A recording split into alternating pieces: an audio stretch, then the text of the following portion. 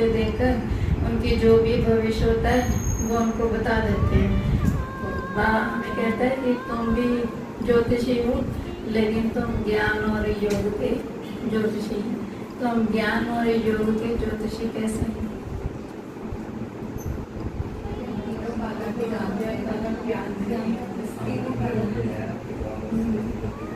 हम अपने पास्ट को भी जानते हैं, प्रेजेंट का भी पता है, और हमारा आने वाला फ्यूचर क्या है वो भी पता है। तो लेकिन ये जो ज्योतिषी है, बाबा ने हमें जो ज्योतिषी का टाइटल दिया, तो हम ब्राह्मण उसको अपनी लाइफ में कैसे लेके आते हैं? हम कैसे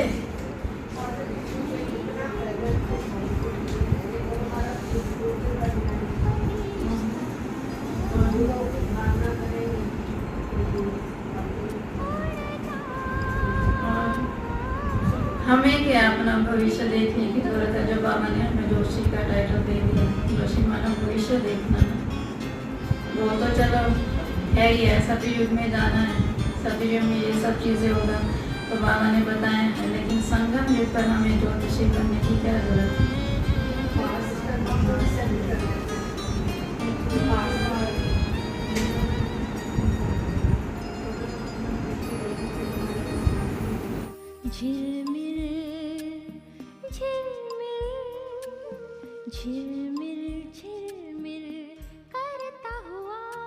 सत्य पहचान हमें दी कि आप वास्तविकता आपकी क्या है।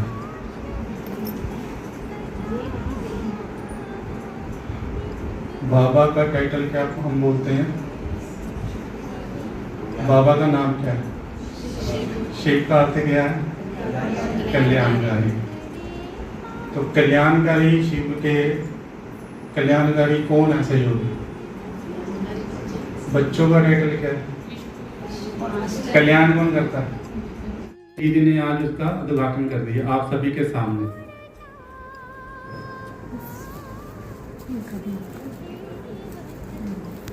इससे पता चलता है सदाबहार बनने में टाइम लगता है। पुरुषार्थ करना पड़ता है। हम कोई कमी भी तो डालेंगे। इससे रिलेटेड के भी हम करते रहते हैं, कुछ ही गुणों का अभ्यास करते हैं।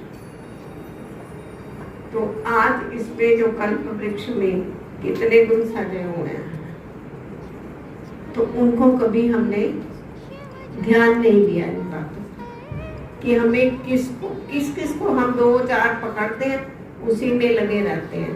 प्रैक्टिस हमें करनी है कि सर्व गुण संपन्न बनना है। तो बाबा ने सर्व गुणों की तरफ आज ऐसा देखकर मुझे अपने आप को लगा कि हम तो कुछ परसेंटेज में जा रहे हैं।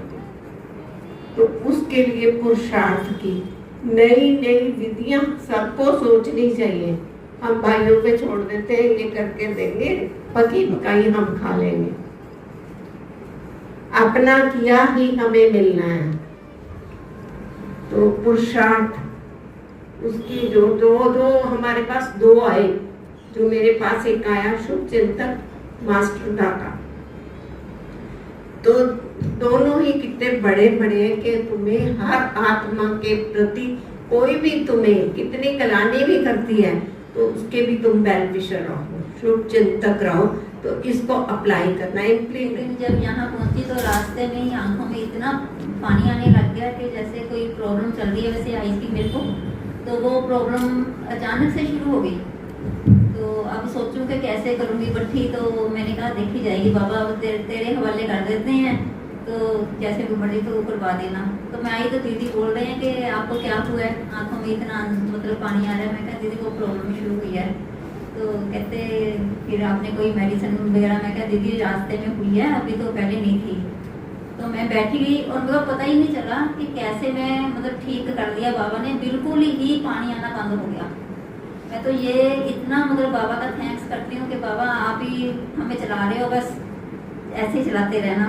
थैंक यू बाबा। और सफाई वाली भी नहीं आई, तो फिर सोचा कि बारिश भी है तो जाया मुझे। फिर भी बेटा भी घर में नहीं था, अभी थोड़ा दूर छोड़ आए। तो फिर बेटी ने बोला नहीं मम्मा चलते हैं। मैं मन ही मन बाबा से कह रही थी बाबा ले जाना, चलो 11 बजे भाई ने लिखा हुआ था अभी गेट बंद हो जाएगा। तो हम 11:15 तो घर से निकले, बारिश थी, तो घर का कम से कम यहाँ तक आधे घंटे का रास्ता है। तो फिर बाबा को बोला कोई नहीं बाबा पहुँचा देना, ये मन तो है भट्टी में जाने के लिए। तो जब यहाँ तक आए तो वहाँ के फिर बाबा से मैं कह रही थी बाबा देखो 11:19-20 हो गए हैं, तो गेट नहीं बंद होगा, चलो बाहर ही बैठ के बत्ती कर लेंगे, कोई बात नहीं। तो देखा तो गेट खुला था, अंदर आ गए।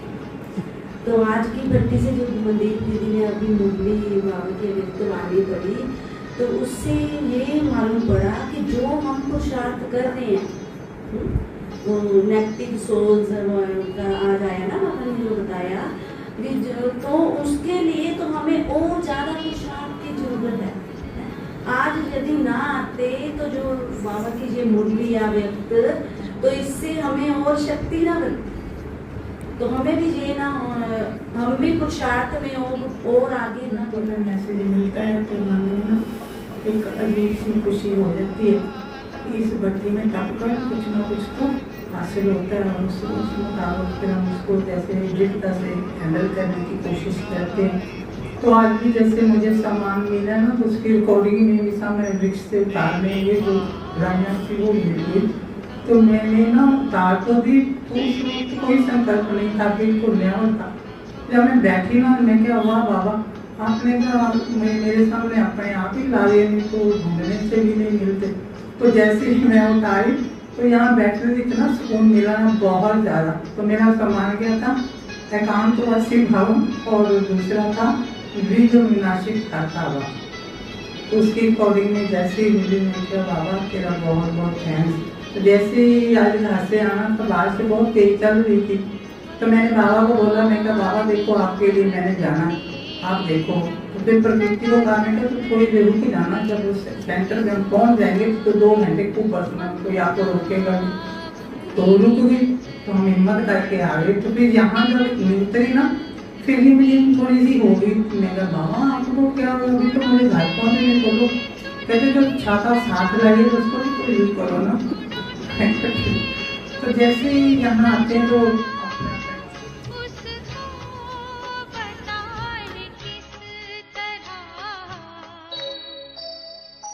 तेरी पालना का बाबा, तेरी पालना का बाबा।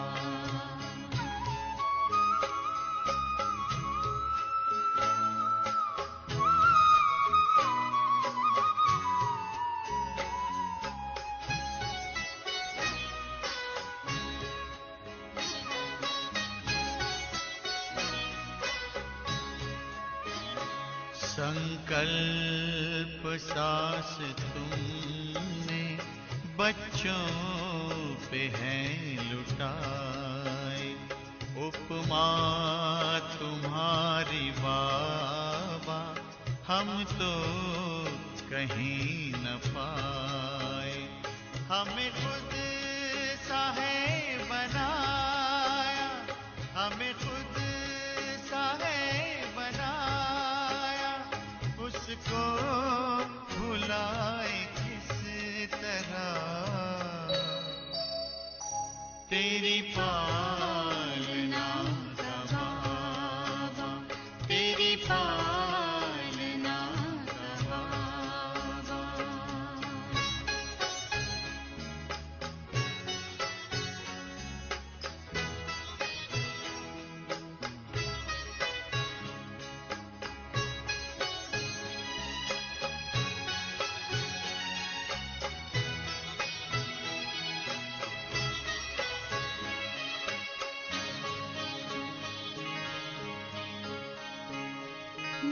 निष्काम तेरी सेवा सबकी जुबां पे आए, आभार तेरा बाबा दिल बार बार गाए।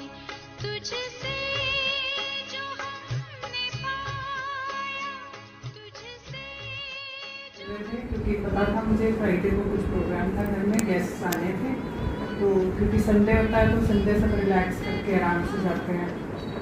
बस यही चल रहा था कि कोई संकल्प नहीं चलाना, बस बाबा जैसे हुआ देखा जाएगा। हुआ यही, पहले संडे को आज जाना था, कुछ गेस्ट ने, एक तो सुबह 4 बजे चले गए और जिन्होंने आज जाना था वो कल शाम को ही अचानक से कहते बस हम जा रहे हैं, कुछ प्रॉब्लम आ गई है तो हमें जाना पड़ेगा। तो अंदर इतनी खुशी हुई कि चलो मैं आराम से भक्ति करूँगी।